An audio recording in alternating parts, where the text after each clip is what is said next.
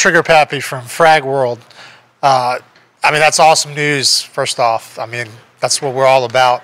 Right on. So is there a size limit for guild versus guild? I mean, could you theoretically be in a party of like, you know, a couple hundred if you have a big guild against a couple hundred, if you're all in the party? No, right now it's the ops group limit, which is going to be, what did we set it at? Yeah, 24. It's 24 right now. We moved it back and forth a couple times, but so it's 24 right now. In the open world zones, how are you doing population balances? So like for Ilum example, one side's really outnumbering the other. Is there anything you guys are doing for balance? So that's why the mechanic is what it is. We went through a bunch of different mechanics and tested a bunch of different mechanics. It's 5 capture, except you have to keep all 5. So if you're 100 versus a 20, at least that, you know, it's like that 20 is going to get in somewhere, right?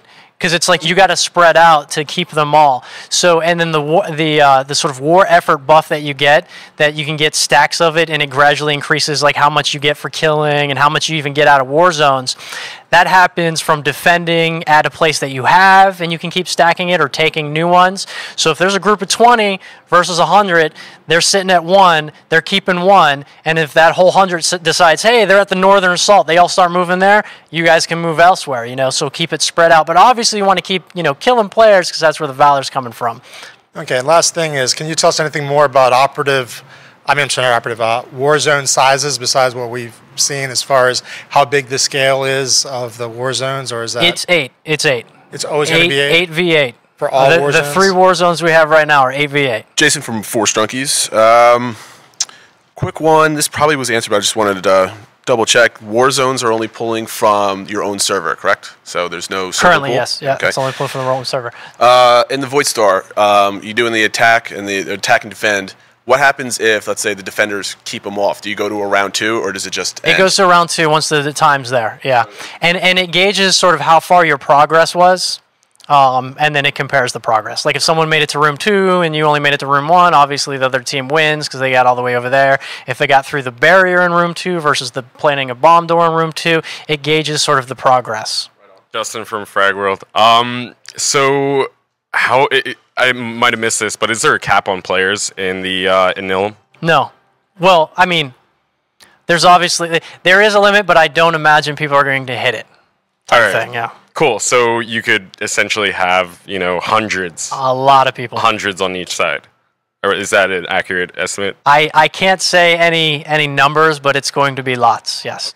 As far as Ilum goes, did you say that it was going to be persistent, like constant, like it's always? constant. It's not a timer. It's always going on.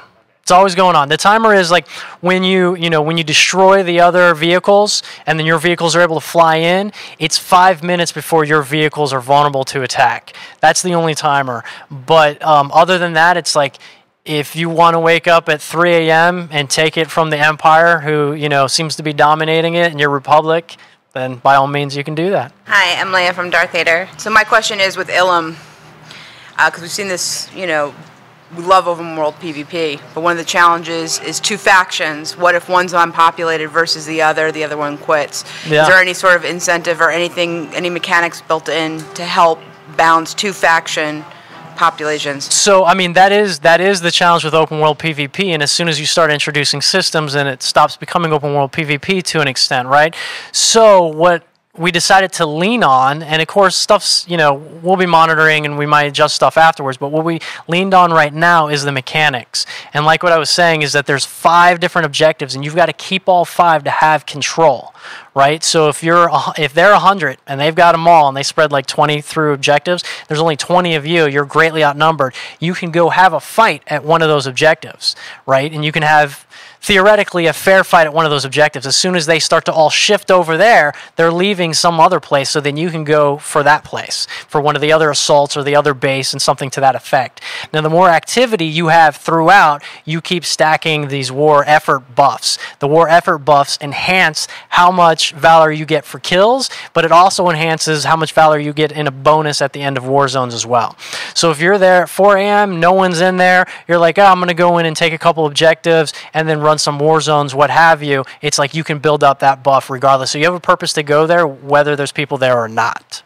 And does it change the alignment of the planet, like when you go on to Ilum, is it like saying, hey, I want it for the Sith, so it's now Sith, and everybody that goes on there is flagged, or that's Republic, or... It doesn't change the alignment for the planet. It doesn't affect the PvE. The thing that it affects is that the players who control it, the side who controls it, does have an additional, like they have, I hovered over that there briefly, there's an icon, they have an additional bonus. Did I hear you say that operations are 24? The operation group can be 24, but it's 16 in sort of the larger mode of the operation content, if you follow what I'm saying.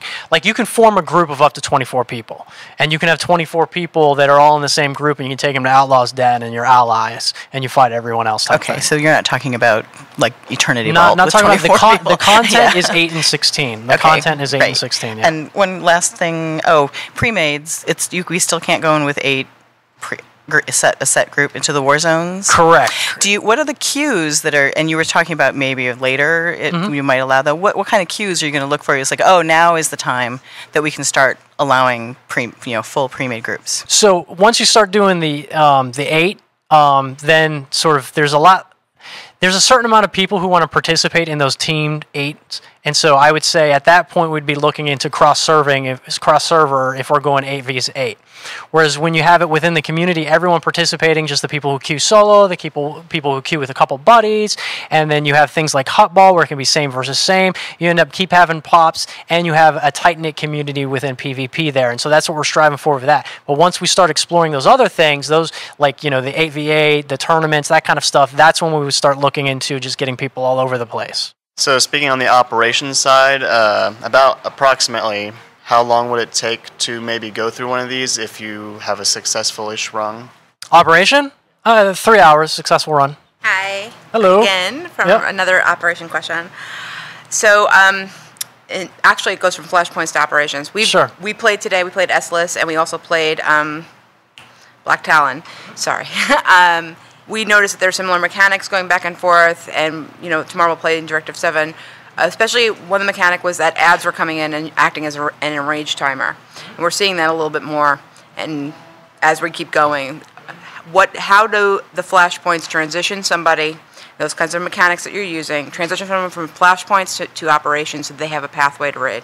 Yeah, they got a pathway. The build you guys were playing in, I mean, that pathway, that sort of like curve, if you will, of kind of teaching and ramping people into it is not polished on the one you were playing. So the Essels and Black Talon are much more difficult than we intend, and actually in the next build.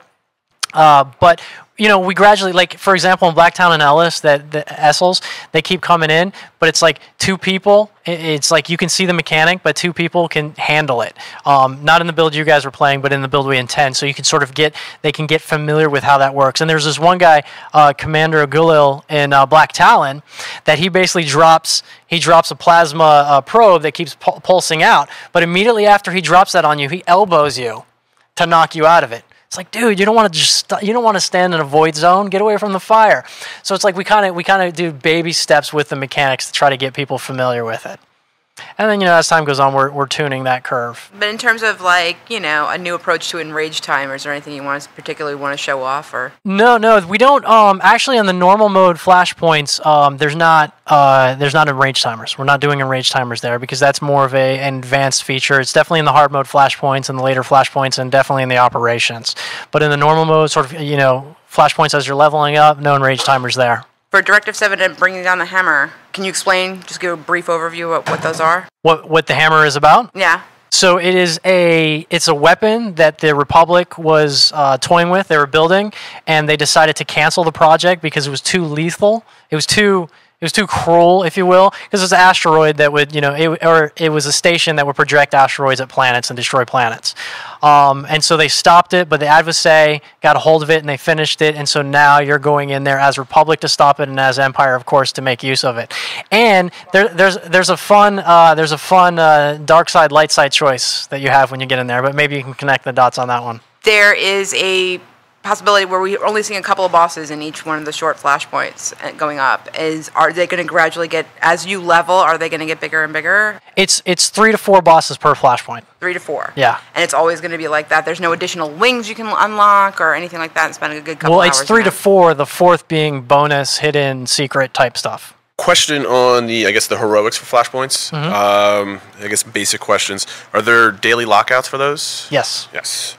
You mentioned that each flashpoint has 3 to 4 bosses. Does that hold true for the heroic versions as well? Yes. And those bonus bosses, do they come by doing some kind of achievement, or are they just hidden, or how do you access them? Usually it's like there's like you have sort of secondary objectives of destroying panels or collecting data, that kind of stuff, and it triggers some event. Gotcha. And when you go to, I guess, heroic mode, did you extend the map on any of them, or are they the same actual design and layout? There's optional corridors in, like, you guys are playing Black Talon and Essels, and so that rings true in some of the others, and some it doesn't. Some it's like, hey, this dude, appears in this. It's like, what's this center area with this big sort of ritualistic thing? What's that about? And you go do some stuff, and then something appears there. It's like, okay. So it's like when you have, I guess, the normal version is going to have the same stuff as in the heroic version. Like the heroic version doesn't have an extra room you can go in, or correct. Yeah, okay. No. It's there's some mechanic variants, and there's obviously loot variants. Yeah. With operations and flashpoints, is there anything that you see is broadcast or esport friendly besides Hupball? There'll be other ones that maybe we haven't seen yet that might be kind of geared toward that. Well, I think sort of we approach all of them to be kind of very visually translatable. And the depth of PvP is always on the forefront when we're designing those things. So we're, it's not, even though Hupball thematically is like, hey, it's a sport, it's not to say that the others aren't